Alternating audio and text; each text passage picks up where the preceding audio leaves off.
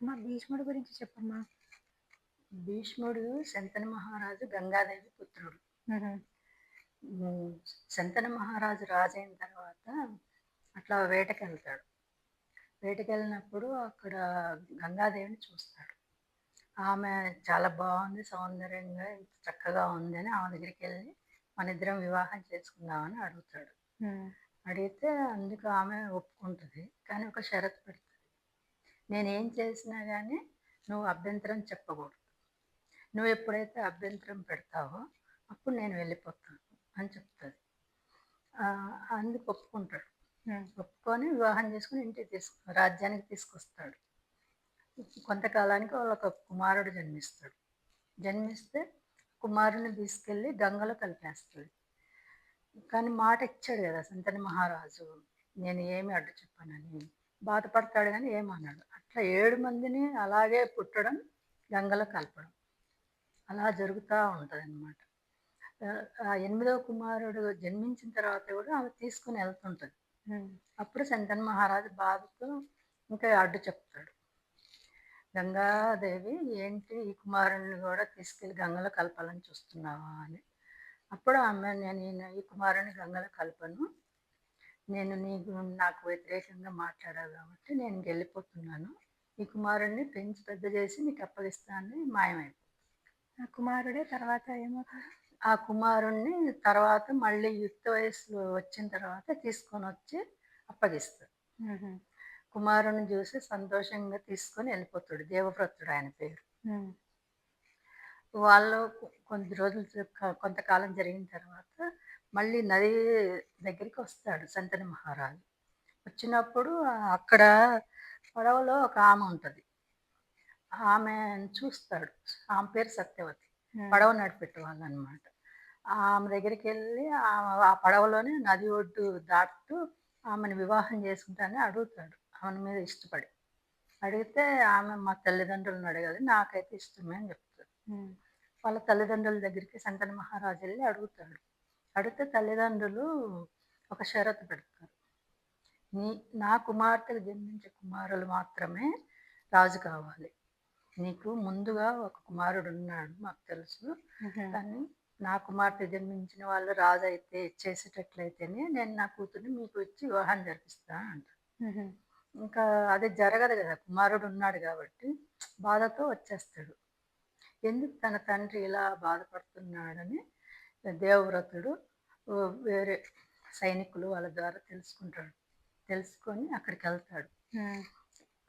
వెళ్ళి మళ్ళీ ఆ తల్లిదండ్రుల దగ్గర కలుస్తాడు. కలిసినప్పుడు అడుగుతారనమాట, ఏం జరిగిందని. అంటే జరిగిందంతా తెలుస్తుంది. అప్పుడు చెప్తాడు, నా తండ్రికి అమ్మనిచ్చి వివాహం చెయ్యండి బాగుంటుంది అంటే వాళ్ళు ఇదే చెప్తారు. మళ్ళీ నా కుమార్తెకు జన్మించే కుమారులు మాత్రమే రాజు కావాలి. అప్పుడు నేను మాట ఇస్తున్నాను, వాళ్ళనే నేను రాజుని చేస్తాను. మాట ఇవ్వడం అనేది కాదు, మాకు నమ్మకం కుదరాలి అంటే అప్పుడు పంచభూతాల సాక్షిగా దేవతల సాక్షిగా ప్రమాణం చేస్తాడు. భీష్మిస్తాడు అనమాట. భీష్మించడం వలన ఆయనకు ఆ పేరు వచ్చింది, భీష్ముడు అనే పేరు వచ్చింది. అప్పటి నుంచి ఆయన భీష్ముడు అనే పిలిచేవారు. ఓకే. వివాహం జరిగింది, వాళ్ళకు 2 కుమారులు కలుగుతారు.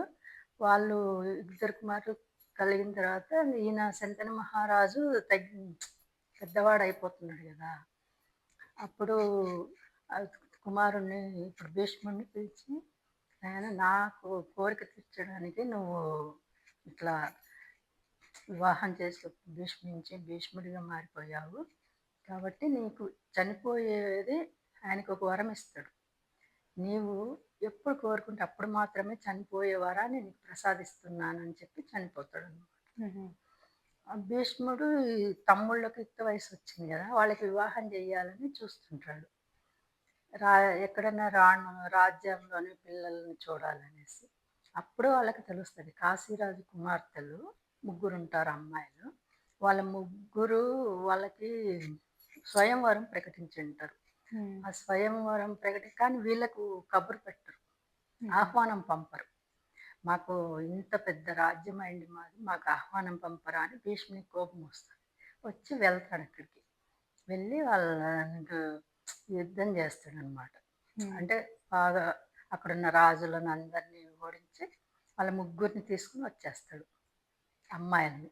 హ్మ్. వాళ్ళ పేరు అంబ, అంబిక, అంబాలిక. బావున్నాయి. అంబ అనేటామె భీష్ముడిని కలిసి చెప్తదంట. నేను ఒక రాజుని ప్రేమించాను. నేను వివాహం చేసుకోలేను మీ తమ్ముళ్ళను అని చెప్పి. అప్పుడు ఆమెను పంపిస్తాడు మళ్ళీ వెనక్కి. హ్మ్. పంపిస్తే అక్కడున్న ఆ రాజు భీష్ముడు మమ్మల్ని అందరిని ఓడించి తీసుకెళ్ళాడు కాబట్టి నిన్ను నేను భార్యగా స్వీకరించలేను అని అభ్యంతరం చెప్తాడు. హ్మ్. మళ్ళీ ఏం చేసేది లేక మళ్ళీ ఇక్కడికే వస్తుంది. హ్మ్. భీష్మునికి వచ్చి కలుస్తుంది. అప్పటికే అంబిక, అంబాలిక వాళ్ళకి తమ్ముళ్ళకిచ్చి వివాహాలు చేసుంటాడు. ఈ అంబ వచ్చి అడిగినప్పుడు వా నన్ను మీరైనా స్వీకరించమని అడుగుతది. హ్మ్. నేను ఇట్లా శబ్దం చేశాను. నేను ప్రతిజ్ఞ చేశాను గాబట్టి, నేను ఆజన్మాంతం బ్రహ్మచారిగానే ఉంటాను. నేను వివాహం చేసుకోను అంటాడు. కానీ నా జీవితం ఇట్లా నాశనం అయిపోయింది గదా! అని కోపంతో ఆమె శపిస్తదనమాట. నేను శిఖండిగా జన్మించి నీకు ఎదురు పడతాను. అప్పుడు నీవు ఈ విద్ ఆయన బాణాలు వేయడం గానీ, యుద్ధం చేయడం గానీ ఏం చేయలేడింక. అలా శపించేసి ఎళ్ళిపోతది. హ్మ్. వెళ్ళి మరో జన్మ అవతరించదు శిఖండిగా. అదే అక్కడ. హ్మ్. ఇక్కడ ఏమైంది తమ్ముళ్ళ వివాహాలు అన్నీ అయిపోయినాయి గదా! అప్పుడు ఇంకా ఈ కురుక్షేత్రం కౌరవులు, పాండవులు పుట్టడం ఇయన్నీ జరిగిన తర్వాత ఆఖరిన మళ్ళీ కురుక్షేత్ర యుద్ధం మొదలైంది. కురుక్షేత్ర యుద్ధం జరిగేటప్పుడు ఈ ఈ భీష్ముడిని ఓడించడం చాలా కష్టమైతది. ధర్మరాజుకు, భీముడు, అర్జునుడు, నకులు, సహదేవులకు. అప్పుడు కృష్ణుడు వాళ్ళకి ఒక మాట చెప్తాడు. శిఖండిని తీసుకొచ్చి ఆయన ఎదురుగా నిలబెడితే ఆయన యుద్ధం చేయలేడు. బాణాలను వదిలేస్తాడని చెప్తాడు.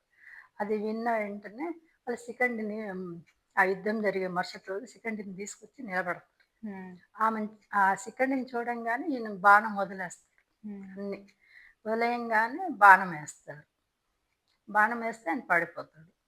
అప్పుడు ఆయన్ని తీసుకెళ్ళి అంపశయ్య మీద బాణాలతోటి కట్టిన అంపశయ్య మీద పడుకోబెడతారు. అప్పుడు ఆ అంపశయ్య మీద పడుకున్న తర్వాత మామూలుగా జరుగుతూ ఉంటది. ఆ యుద్ధం జరుగుతుంటది. ఈ అంపశయ్య మీద పడుకున్నప్పుడు ధర్మరాజు వస్తాడు ఆయన దగ్గరికి. తాతగారు గదా! వచ్చి చూసి బాధపడతాడనమాట. ఇలా జరిగినందుకు బాధగా ఉందని బాధపడిన తర్వాత మాకు నీ నుంచి మంచి శ్లోకాలు గానీ ఏవైనా చెప్పమని అడుగుతాడు. ధర్మరాజు అడిగితే ధర్మరాజుకు చెప్తాడనమాట. విష్ణు సహస్రనామాలు చెప్తాడు. ఓకే. విష్ణు సహస్రనామాలు ఆయనకు చెప్తాడనమాట. ఎవరు చెప్తారు? భీష్ముడే చెప్తాడు.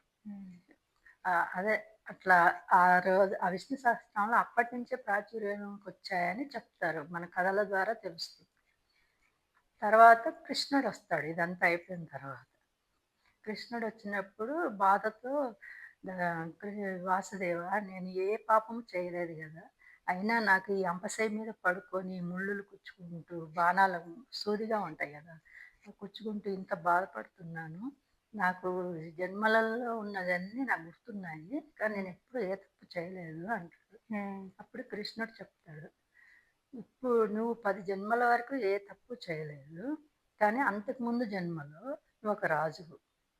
రాజువై బ అడవి మార్గాన వెళ్తున్నప్పుడు నీకొక పాము ఎదురొస్తది. ఎదురొస్తే ఇది ఇక్కడ ఎదురు రావడము, ఎవరన్నా వస్తే వాళ్ళని కాటు వేస్తదేమో అని అది తీసి విసిరేస్తావు. విసిరేసి నీ దారిన నువ్వు వెళ్ళిపోయావు. అది ఎక్కడ పడిందో చూడలేదు. అప్పుడు అది ఎక్కడ పడిందంటే ముళ్ళ కంచెలో పడింది.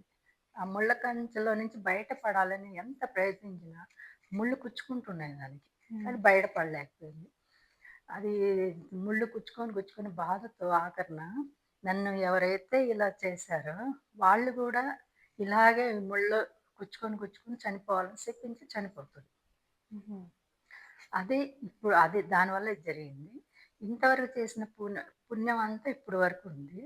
నువ్వు ద్రౌపదిని దుశ్శాసనుడు చీరలు లాగుతున్నప్పుడు అందరూ మౌనంగా ఉన్నారు గానీ ఎవ్వరు కూడా ఇది తప్పు అని చెప్పలేదు. అందుకే ఆ దోషము నీకిప్పుడు కలిసి ఆనాడు శాపము కలవడం వల్లనే నీవిప్పుడు అంపశయ్య మీద ఇలా ఉన్నావు అని చెప్తాడు. ఓకే. అప్పుడు తెలుస్తదనమాట భీష్మునికి. ఓహో! నాకు ఇది జరిగింది ఇట్లా దీనివల్లనేనా అని. అప్పుడు భీష్ముడు వాళ్ళ తండ్రి గారు శంతను మహారాజు ఆయనకి వరం ఇచ్చాడు గదా! ఎప్పుడు కావాలంటే అప్పుడు మాత్రమే నువ్వు చనిపోబోతావని. అందుకని ఆయన పడిపోయినప్పుడు అప్పుడు దక్షిణాయనం. హుహు. ఉత్తరాయణం వచ్చే వరకు ఆగాలని ఆయన కోరుకుంటాడు.